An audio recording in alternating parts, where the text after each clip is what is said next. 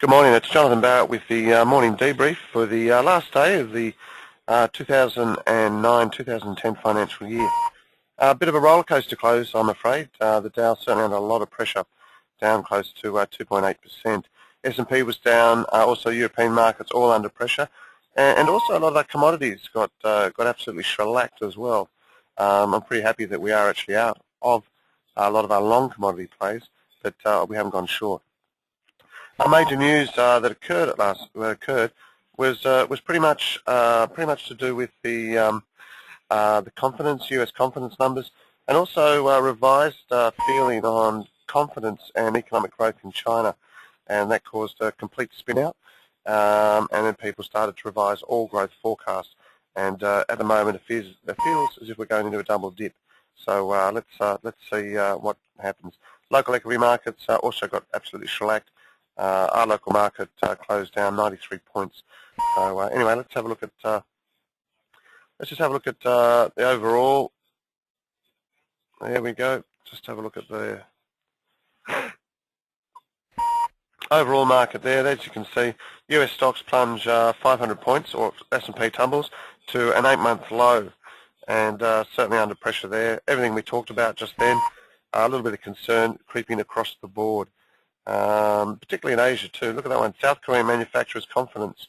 It holds near a 7-year high in index. But when you look at the US, certainly very negative.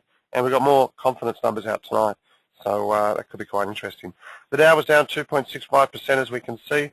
The S&P was down 3.1%. The Nasdaq was down 3.85%. All quite negative on that front. Having a look at Europe, also quite negative. The Stoic was down 4.21%. FTSE was down 3.1, the DAX was down 3.3, and the CAC was down 4. So pretty negative across the board. And the good thing is a lot of our models went bearish. They started to go bearish on Friday. And the majority of hedge we put in actually was yesterday. So I've got a little bit of buffer there if in fact the market continues to come under pressure. So I'm quite happy with those hedges. Okay, let's just have a look at the usual things. Interesting to note last night the currencies didn't do too much. US dollar got a little bit of risk aversion out of it, and that was higher. Obviously a breakthrough this level here at 86.68 puts a spin back on the US dollar. And if it is a spin, then the correction should see it back through 87.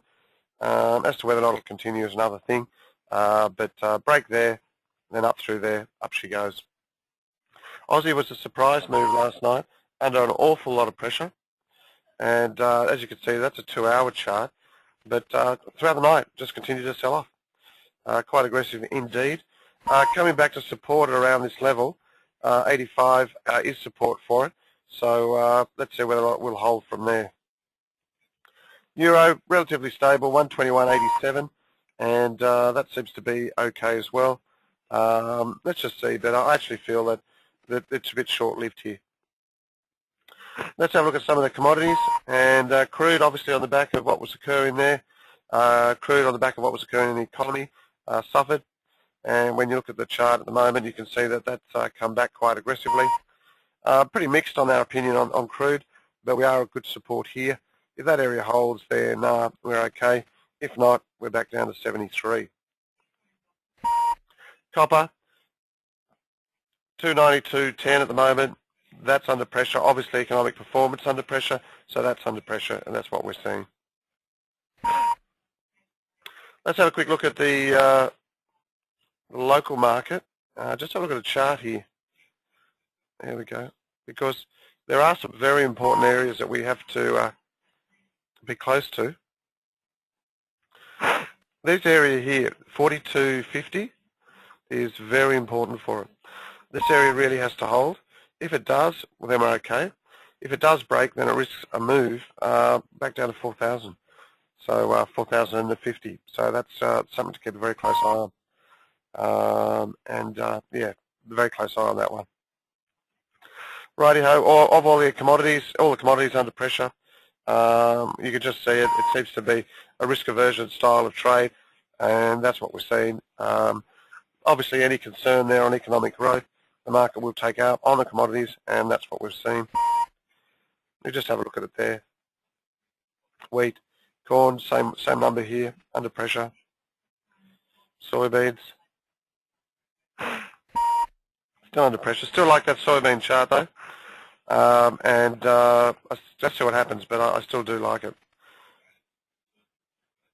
Sugar, a little bit of a correction there, but I'm actually glad we're out of that position there. There it is there. Still a lot of volatility though, there's no doubt about it. Rightio, let's look at the economic calendar and what we've got out today. And we've got HIA new home sales in Australia, private sector credit, housing starts in Japan, which will be quite interesting, GDP in the UK, MBA mortgage applications in the States, and the Chicago Purchasers Managers Index. So, and of course all the data there on the crude. So it's going to be a really interesting day and night, quite volatile. Haven't got too many opportunities. We are relatively flat in the market, and our positions are very, very small. In fact, we're pretty much out of the Aussie, we're out of sugar, we're out of copper, we're out of our grains as well. We're just sitting on the sideline now because not really happy with the way confidence is in the market. We've also got to be very close to see how China trades, because if that confidence starts to get more negative, then that'll only affect all of us. So quite interesting. Keep close to it. Have a good day, and we'll talk to you later. Bye for now.